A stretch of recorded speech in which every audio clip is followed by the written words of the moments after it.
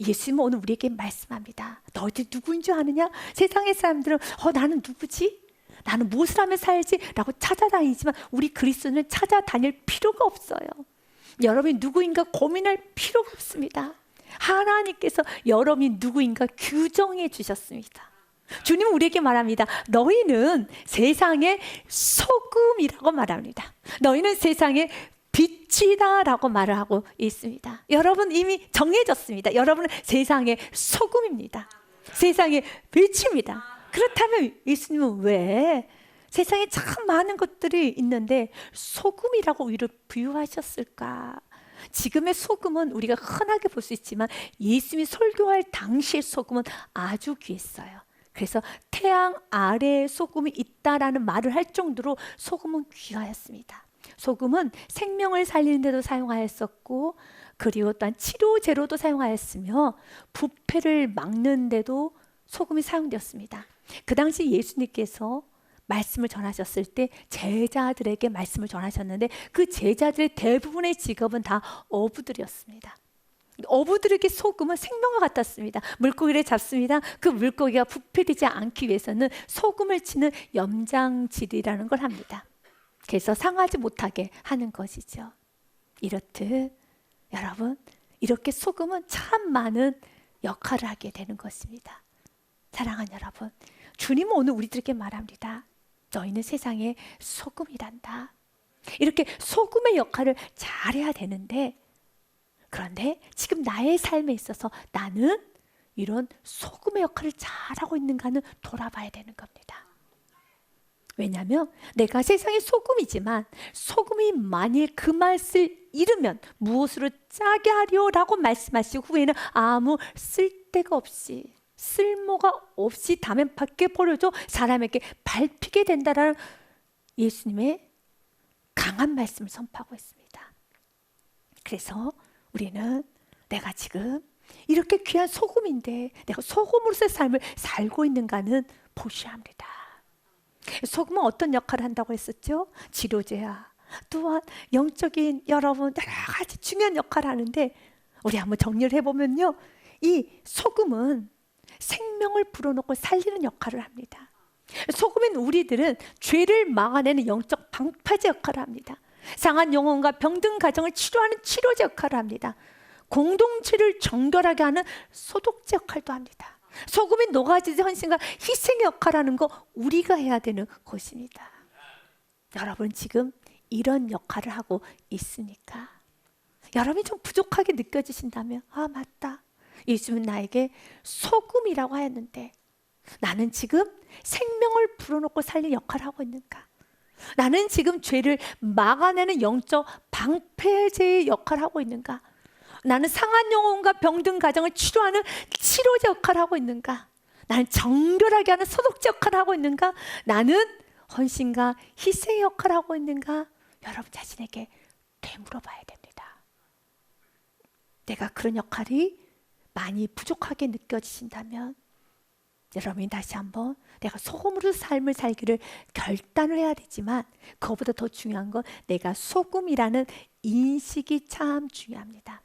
내가 누구인가를 알 때 우리는 행동하게 되어 있고 부족한 점은 채우려 하게 되어 있습니다. 예수님 말씀하셨습니다. 너희는 세상에 소금이라고 말합니다. 그러면서 세상의 부패를 막는 것, 세상을 치료하고 세상에 있는 모든 영혼을 주님께로 돌아오게 하는 것은 바로 너희란다. 너희들을 통해서 나는 세상을 치료할 것이란다. 우리가 생각하기에는 여러분 세상에 참 멋지고 근사한 사람들이 많잖아요. 권력가, 어떤 지식이 있는 사람, 똑똑한 사람, 물질도 많은 사람, 경험도 많은 사람, 정말 지혜롭고 재능이 많은 사람이 많습니다. 그러나 예수님은 오늘 이 말씀, 너희는 세상의 소금이라는 이 말씀은 보잘것도 없고 가진 것도 없으면 지식도 많이 약한 어부들에게 했던 거죠. 그 어부가 누구입니까? 예수님의 제자 하나님의 자녀들에게 했던 것처럼 우리 하나님 보시기에 이 세상을 치료하고 이 세상의 부패를 막고 이 세상을 살리는 유일한 대안은 바로 여러분이라는 겁니다. 이걸 믿으셔야 하는 겁니다. 바로 여러분이라는 겁니다. 세상의 그 어떤 누구를 향해서도 너희가 소금이 하지 않습니다. 그리스도인 바로 여러분을 향해서 너희는 세상의 소금이라고 말합니다. 혹시 여러분이 나는 하나님의 자녀라는 것은 믿어지지만 내가 세상의 부패를 막고 내가 세상을 치료하고 내가 세상의 생명을 살리는 유일한 대안, 우리 가정의 유일한 대안, 우리의 공동체 유일한 대안, 우리 사회, 이 나라 민족의 유일한 대안이 나라는 이 믿음이 좀 약하신 분은 여러분의 생각을 내려놓고 주님 우리에게 말합니다. 너희가 세상의 소금이란다. 이 말씀을 그대로 받아들여서 나는 세상의 소금이다라는 것을 분명하게 깨달으셔야 됩니다. 여기서 너희는 세상의 소금이니 할 때 이 소금이니 이니는 참 중요한 의미를 갖고 있습니다. 예수님 우리들에게 너희는 소금이 되어라, 소금이 될 것이다 라고 말씀하지 않으시고요, 너희는 세상의 소금이다 라는 이니를 썼습니다. 그래서 이니는 헬라어로 에스테입니다. 영어로는 비동사를 말합니다. 나는 사람이다, 나는 여자이다, 나는 남자이다, 나는 누구누구이다. 이것은 변하지 않는 본질이죠. 그의 성격, 그의 행동, 그의 결과 상관없이 사람이다, 여자이다의 그 이다. 내가 소금으로 살지 못했다 할지라도, 내가 소금의 역할을 하지 못했다 할지라도 여러분의 소금이 아닌 건 아닙니다. 소금 맞습니다. 본질은 변하지 않지요. 우리가 세상에 이런 말을 할 때가 있어요. 너무 큰 죄를 지었거나 너무 삶을 거칠게 살 때 저 사람은 사람이 아니야 라는 말을 할 때도 있어요. 그때 그 말이, 사람이 아니야 라는 말이 그 사람이 네 발 달린 동물이 되어서 왈왈 짖고 다닌다는 그 뜻입니까? 그건 아니에요. 사람으로서의 삶을 제대로 못 사는 것이지 그의 본질, 사람이 갑자기 동물로 바뀌었으니까 그건 아닌 것처럼 어떤 순간에도 소금이란 본질이 변할 수는 없어요. 소금 맞습니다. 여전히 하나님은 기대하고 기다리고 계십니다. 오직 이 세상의 부패를 막고 가정을 살리는 유일한 대안은 바로 너야. 너희들밖에 없어. 너가 세상의 소금이야. 너희는 세상의 소금이야 라는 이 분명한 자기에 대한 인식을 하고 살아야 돼요. 그런데 내가 소금처럼 살지 못합니까? 내가 부족합니까?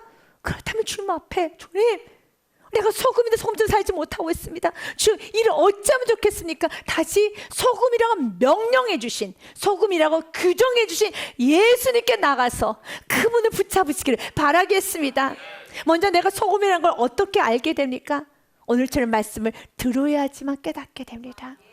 내가 하나님의 자녀, 나는 소금빛, 나는 승리자라는 거, 나는 하나님이 함께 하시고 하나님 받쳐준다는 그 모든 나의 정체성, 나에 대한 인식은 날마다 말씀을 들어야 돼요. 시편 119편의 말씀에 보면 이렇게 되어 있죠. 주님의 말씀을 열어보았더니 빛이 비쳐 우둔한 사람, 내가 소금인 것도 모르고 내가 하나님의 자녀인 것도 모르고 고아처럼 어떤 세상에서 승리자라는 것도 잊어버리고 내가 루저처럼 살고 있는 이 우둔한 나에게 말씀으로 깨닫게 하여 줍니다. 너희는 세상의 소금이란다. 너희는 승리자란다. 내가 널 도울 것이란다. 깨닫게 하여 준다는 겁니다. 그리고 주는 말씀을 통해 깨닫게 하여 주면 그 말씀이 나의 말씀이 되기 위해서는 야고보서 2장의 말씀을 같이 기억하셔야 돼요. 읽어보겠습니다. 시작. 내가 보거니와 믿음이 그의 행함과 함께 일하고 행함으로 믿음이 온전하게 되었느니라. 아멘. 말씀을 들으면 행하셔야 합니다. 순종을 하셔야 합니다. 내가 소금처럼 부족해도 사셔야 됩니다. 오늘 말씀을 듣고 나는 소금인데 녹아져야 되는구나, 내가 녹아지는 삶을 살아야 되겠구나, 사셔야 되는 겁니다. 또한 여러분이 살다 넘어졌습니까? 다시 주님의 이름 붙잡고 회개하고 또 살아야 되는 겁니다. 사는 순간에 내가 행하기 시작하면 내가 알고 있는 모든 말씀에 대한 믿음이 온전해지고 그 믿음이 실체가 되고 그 믿음이 사실이 되고 그 믿음이 현실이 되는 겁니다. 여러분에게 앤소니 드 멜로 신부가 썼던 소금 인형이라는 동화의 이야기를 전해드리도록 하겠습니다. 소금으로 만들어진 인형이 어느 날 나는 누구인가, 나는 어떤 존재인가라는 그 질문을 하며 무작정 길을 떠나 나는 누구지? 찾기 시작합니다. 그래서 지나가는 바위에게 묻습니다. 바위야, 너는 내가 누구인지 아니? 그때 바위는 말합니다. 아니, 나 모르겠어. 하지만 저 앞에 있는 나무는 알 것 같아. 나무에게 물어봐. 나무에게 물어봤습니다. 나무야, 넌 내가 누구인지 알아? 나무가 말합니다. 아니, 나 모르겠는데, 하지만 저 하늘에 있는 해는 알 것 같은데 해에게 물어봐. 이렇게 해서 그 소금 인형은 해에게 물어봤어요. 산에게 물어봤습니다. 들꽃에게 물어봤습니다. 모든 얘기 다 물었지만 그 누구도 알지 못하고 이제 마침내 바다 앞에 서게 됩니다. 그리고 바다에게 묻습니다. 바다야, 너는 내가 누구인지 아니? 그때 그 소금 인형을 바라보던 그 바다가 소금 인형에게 이렇게 말합니다. 말로 너를 설명하기에는 좀 곤란해. 직접 내가 내 안에 들어와 보면 알 수 있어 라고 말합니다. 그때 그 소금 인형이 호기심으로 발을 살짝 바닷속에 넣어봤어요. 그랬더니 왼쪽 발이 사르르 녹아버린 거예요. 깜짝 놀라가지고 무서워서 뒷걸음칩니다. 그때 그 바다가 이렇게 말합니다. 겁내지 마. 조금만 더 들어와 봐. 그러면 정말 내가 누구인지 알 수 있어. 그래서 그가 이제는 남은 오른쪽 발 넣습니다. 사르르 녹아져 버립니다. 그가 더 깊이 들어갑니다. 그의 몸통이 녹아집니다. 그의 팔이 녹아집니다. 점점 더 깊이 들어가면 들어갈수록 자신의 얼굴이 녹아집니다. 작은 알갱이 하나만 남아요. 그때 깨닫게 됩니다. 내가 누구인지, 나는 이 큰 바다구나. 나는 소금 덩어리가 아니라 나는 바다구나. 바다가 되었구나. 여러분, 우리 신앙생활도 참 비슷합니다. 내가 살기 시작하면 내가 소금이구나. 내가 순종하기 시작하면 나는 빛이구나. 내가 순종하기 시작하면 나는 사랑많이 받은 하나님의 자녀구나. 내가 순종하기 시작하면 나는 가장 존귀한 자녀구나. 내가 알 수 있게 돼요. 바닷속으로 들어가지 아니하면, 사라지지 아니하면, 내가 녹아지지 아니하면 알 수 없어요. 그러나 들어가면 여러분 알게 돼요. 내가 소금 덩어리가 아니라 이 큰 바다라는 거, 내가 바다였다라는 거, 내가 하나님의 자녀라는 거, 내가 세상의 그 누구와도 견줄 수 없는, 이 세상과도 바꿀 수 없는 존귀한 하나님의 자녀라는 것을 내가 드디어 알게 되는 겁니다. 주님은 오늘 우리들에게 말합니다. 너희는 세상의 소금이란다. 난 너희들 통해 기대하고 있어. 이 세상을 환하게 밝히고, 이 세상을 치료하고, 이 세상을 새롭게 살릴 유일한 대안, 너희 가정의 유일한 대안, 너희 가문의 유일한 대안, 바로 너란다. 주님 오늘 말하고 있습니다. 그렇다면 소금인 우리가 어떻게 살아야 하지만, 여러분, 소금의 그 제맛을 날 수 있을까요? 여러분이 한번 점검해 보시기를, 첫 번째로 지금 나는 녹아지고 있는가를 점검해 보시기를 바랍니다. 소금은 녹아질 때 맛이 납니다. 소금이 뭉쳐 있으면은 소금의 맛이 나지 않아요. 여러분, 음식을 할 때 소금을 넣었습니다. 그런데 그 소금이 녹아지지 않고 뭉쳐 있어요. 여러분, 그럴 때 여러분 그 음식은 버릴 수밖에 없어요. 자꾸 녹으라고 휘젓습니다. 녹지 않습니다. 그리고 어디 배추 뒤에 숨어 있어요. 그 소금이 덩어리가 돼서 녹지를 않아요. 숨어 있습니다. 그런데 음식 맛을 보기 위해서 이렇게 집어서 먹었는데 덩어리째 이에 아그적 씹어졌을 때 어떻게 해야 될까요? 뱉어야죠. 못 먹는 거죠. 너무 짜다. 너무 짜다. 오늘 말씀 그대로예요. 너희가 녹아지지 않으면 사람의 발에 밟히게 되지. 아무 쓸모없게 되는 것이지. 주님은 오늘 우리들의 삶에 녹아지기 원합니다. 먼저는 하나님 말씀 앞에 녹아지십시오. 하나님 말씀 빛이 비춰질 때 여러분 생각을 녹아뜨려야 되는 겁니다. 여러분의 감정도, 여러분의 고집도, 또 여러분 안에 걱정, 근심, 두려움도 하나님 말씀하시면 그 말씀 앞에 여러분의 생각을 놔주세요. 여러분의 생각을 녹아뜨리시길 바라겠습니다. 끝까지 그 말씀과 대항하고, 그 말씀과 논쟁하고, 그 말씀 앞에서 여러분이 주장하는 자세가 아니라 녹아지셔야죠. 소금이 주장하고 소금이 인형처럼 여러분 뭉쳐있으면 그것은 여러분 아무런 쓸모가 없어요. 녹아지면 너무 아름다워지는 것입니다. 그래서 예수님도 말씀하셨죠. 요한복음 12장 말씀해 보니 내가 진실로 진실로 너에게 이르노니 한 알의 밀이 땅에 떨어져 죽지 아니하면 한 알 그대로 있고 죽으면, 정말 이 죽으면을 녹으면이라고 해석해도 좋을 것 같아요. 녹으면, 내가 녹아지면 말씀 앞에 녹아지고, 내가 또 가는 곳마다 순종으로 녹아지고, 나의 생각과 나의 모든 이 고집을 다 녹아들여서 하나님 말씀에 그대로 순종하면, 내가 녹아지기 시작하면 가정 안에 소금의 역할을 제대로 하면서 가정 안에 어둠이 몰아내질 것이고, 가정이 깨끗해질 것이고, 여러분 직장 사회 안에 하나님 내게 주신 말씀에 순종으로 나아가면 모든 여러분이 머무는 공간은 살아납니다. 내가 죽으면 많은 열매를 맺느니라. 그러나 자기 생명을 사랑하는 자는 잃어버릴 것이요, 이 세상에서 자기 생명을 미워하는 자는 영생하도록 보존하리라. 주님은 우리가 녹아지기 원합니다. 그리고 이제는 공동체 안에서도 녹아지기 원합니다. 우리에게는 크고 작은 공동체가 있죠. 가정이란 공동체, 또 교회라는, 또 직장, 사회, 여러분이 곳곳에 공동체 안에서 녹아지셔야 됩니다. 그렇다고 하여서 내가 소금이란 본질을 잃어버린 채 녹아지면 안 되지요. 맛을 어우르기 위해서는 소금의 그 고유의 특성을 잊어버려서는 안 되는 겁니다. 소금을 넣는데, 한 국자는 넣는데 아무 맛도 여러분 일어나지 않아요.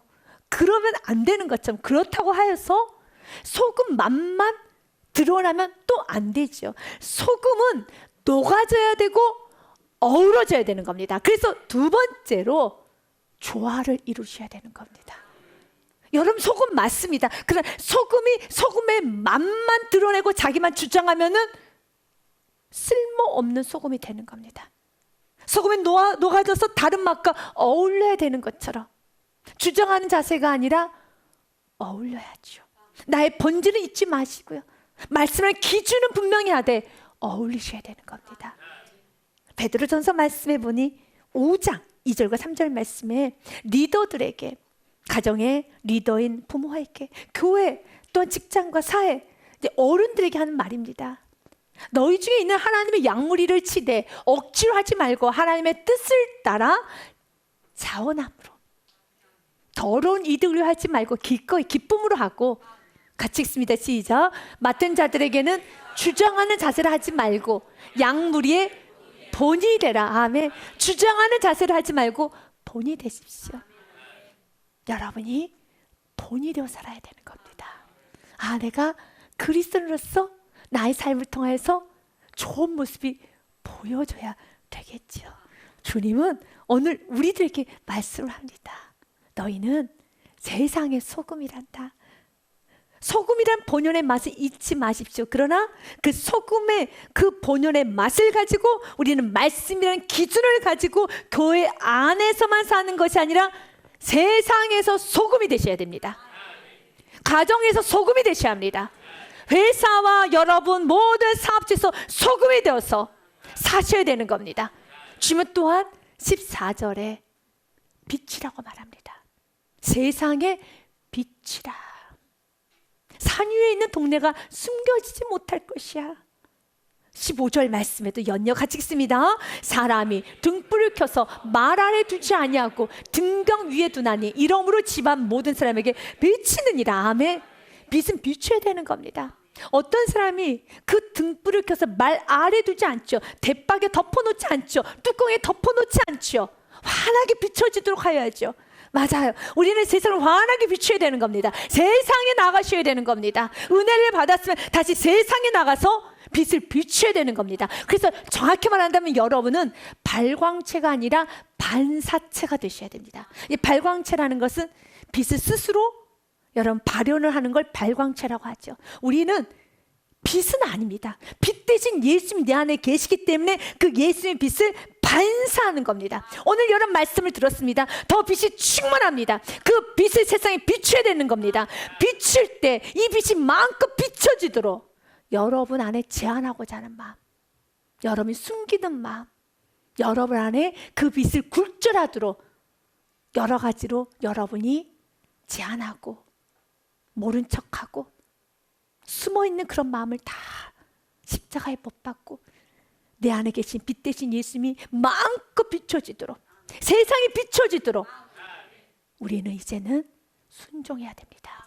그래서 여러분이 영혼을 위해서 기도하고 가정을 위해서, 교회를 위해, 나라를 위해서 어떤 문제를 놓고 기도하기 시작하면 하나님은 그 영혼에게 그 문제의 빛을 비추기 전에 먼저 여러분의 마음의 빛을 먼저 비춰요. 왜냐하면 여러분 마음 안에 있는 모든 빛 대신 예수님이 마음껏 펼쳐갈 수 있도록 여러분 마음 안에 있는 어둠들을 비추세요. 우상은 무엇이 있는가?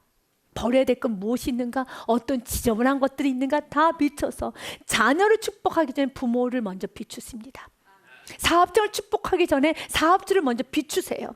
여러분의 모든 기도 제목을 응답하기 전에 먼저 여러분의 마음을 정결하게 합니다. 왜냐하면 여러분이 빛이기 때문에 빛을 반사해야 되는 겁니다. 그래서 지금 여러분을 먼저 비추십니다. 그럴 때 빛을 받을 때 숨기지 마세요. 정직하게 나가서 주님 치료하여 주사, 마음껏 나를 만져주사, 환하게 비춰주시옵소서. 우리 고린도후서 4장 6절 말씀에 보니 어두운데 빛이란 말씀하셨던 그 하나님께서 예수 그리스도 얼굴에 있는 하나님의 영광을 아는 빛을 우리의 마음에 비추었느니라. 아멘. 우리의 마음에 비추었느니라. 우리의 마음에 비춰주십니다.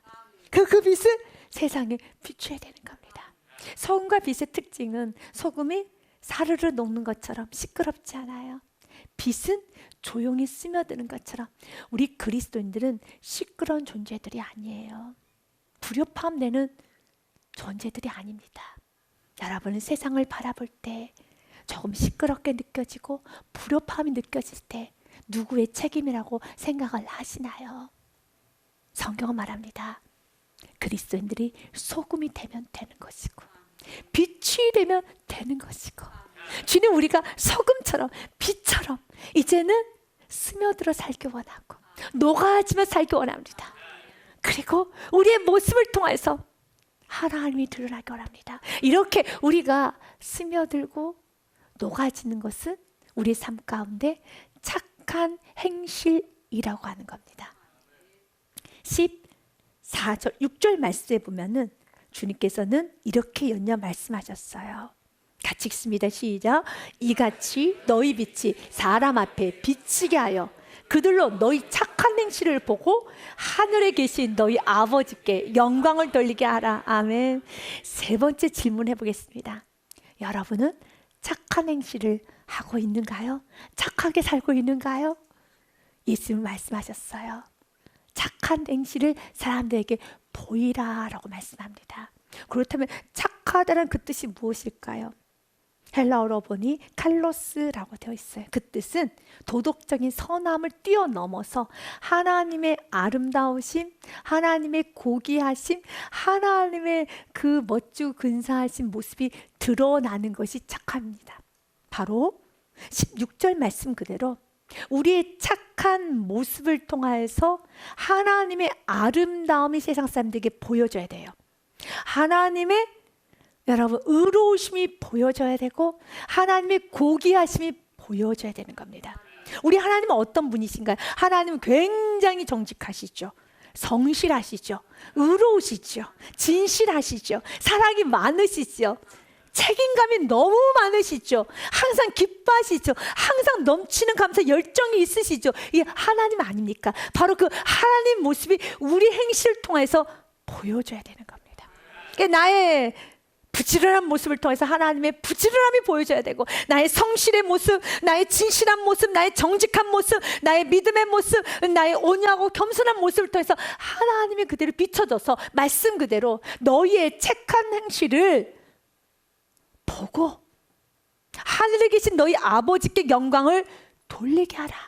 세상에 많은 사람들이 우리의 착한 행실을 보고 하나님 아버지께 영광 올려드리면서 와, 당신을 보니 하나님은 참 의로우신 분이신 것 같아. 하나님은 참 정직하셔. 하나님은 참 신실하셔. 하나님은 참 사랑이 많으셔. 라고 보여줘야 되는 겁니다. 우리는 이렇게 우리의 모습을 통해서 하나님의 아름다움이 드러나야 되겠습니다.